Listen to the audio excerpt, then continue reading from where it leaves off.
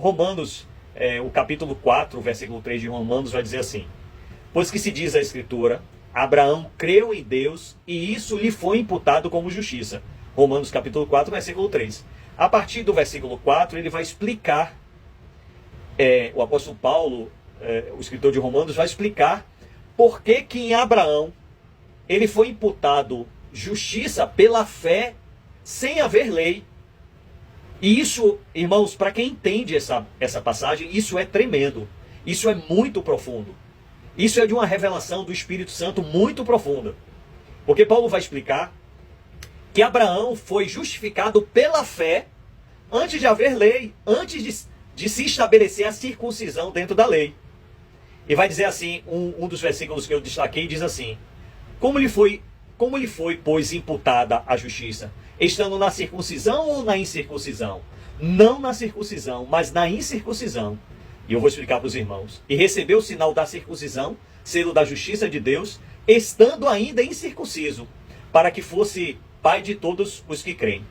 Queridos, Paulo está dizendo que é antes da lei que se creu, que o pai da fé, ele creu em Deus e isso foi reconhecido por Deus, não por causa da letra da lei. Mas antes da exigência da lei, ele já pôs o seu coração em Deus e Deus já reconheceu, porque não foi pelas obras da lei.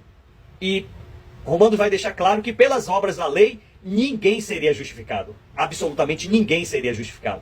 Mas foi quando o homem se aproximou com o coração contrito e quebrantado para com Deus, que Deus então, antes de estabelecer a lei, Deus então olha aquele coração, reconhece que Abraão creu em Deus, depositou toda a sua confiança no Senhor, e aquilo foi lhe creditado. E assim, dele, Deus fez gerações e gerações descendentes de Abraão pela fé que ele teve antes da lei, para que ninguém fosse justificado por causa da lei. Então, nós somos imputados, e essa passagem ela combina exatamente com Hebreus capítulo 11, versículo 6, quando diz que aquele que se aproxima de Deus creia que ele existe, que se torna recompensador. E a recompensa de Abraão foi justamente de ser pai de uma grande nação. E nós somos descendências de Abraão, não de sangue, mas uma descendência de Abraão, porque cremos no mesmo Deus de Abraão.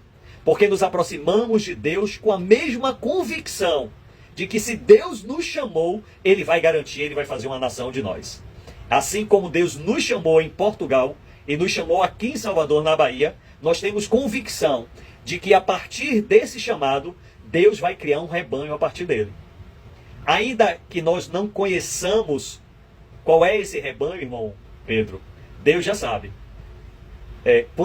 De onde vem, quantos serão, quantas mulheres têm, quantos homens têm, quem são eles, e etc, etc. Deus já sabia que ele me chamaria para o ministério da Igreja Batista do Sétimo Dia. Ele já me via lá. Eu que não via, mas ele já me via lá. E ele já te via lá e via cada um dos irmãos aí. E ele enxerga cada um que vai ser acrescentado nesse rebanho. Irmãos, então nós cremos pela fé, não pela letra. E eu queria então lembrar para os irmãos que então quando nós cremos nos 10 mandamentos, nós não cremos porque a lei e por causa da lei ela foi nos imposta isso. Você tem que crer nos 10 mandamentos. Nós cremos pela fé. Nós cremos em Isaías capítulo 58, nós cremos nas bênçãos que o Senhor determinou para Isaías capítulo 58, versículo 13, não precisa abrir, mas eu vou ler aqui, e diz assim: se desviares o teu pé de profanares o sábado, de fazer a sua própria vontade no meu santo dia, e se chamares ao sábado deleitoso e santo dia do Senhor, digno de honra, e o honrares não seguindo os teus próprios caminhos, nem pretendendo fazer a sua própria vontade, nem falar as tuas próprias palavras, então te deleitarás no Senhor, e te farei cavalgar sobre as alturas da terra, e te sustentarei com a herança de Jacó teu pai, porque quem está falando é a boca do Senhor. Então, quando nós cremos nos 10 mandamentos, nós não cremos por imposição. Nós cremos pela fé. E nós queremos, e pela fé nós nos aproximamos de Isaías, capítulo 58, versículo 13 e 14, e dissemos assim: olha, eu não tenho obrigação não. Está na lei, está no Velho Testamento. Então, no tempo da graça, no tempo da graça do Espírito Santo, de Jesus, então vocês não têm que crer nisso, não. Vocês não têm que crer nisso. Ei, mas eu escolhi crer. Mas eu escolhi estar debaixo dessa bênção. Eu escolhi estar debaixo dessa ministração. Eu escolhi estar debaixo dessas promessas de Deus. Eu desejo ter essas promessas de Deus na minha vida e para a vida da minha família. Eu escolhi guardar o 4º mandamento e os 10 mandamentos com ele, porque eu quero todas as bênçãos que ali está escrita para mim. Ah, mas é porque está na lei, você não precisa. Não é porque está na lei, não. É porque eu creio de toda a minha convicção de que o meu Deus, ele se agrada disso. Porque eu tenho convicção de que se eu cumprir o 1º mandamento, o 2º mandamento, o 3º, o 4º, o 5º, o 6º, o 7º, até o 10º, Deus vai se agradar do meu esforço. E ele vai me recompensar com essas bênçãos.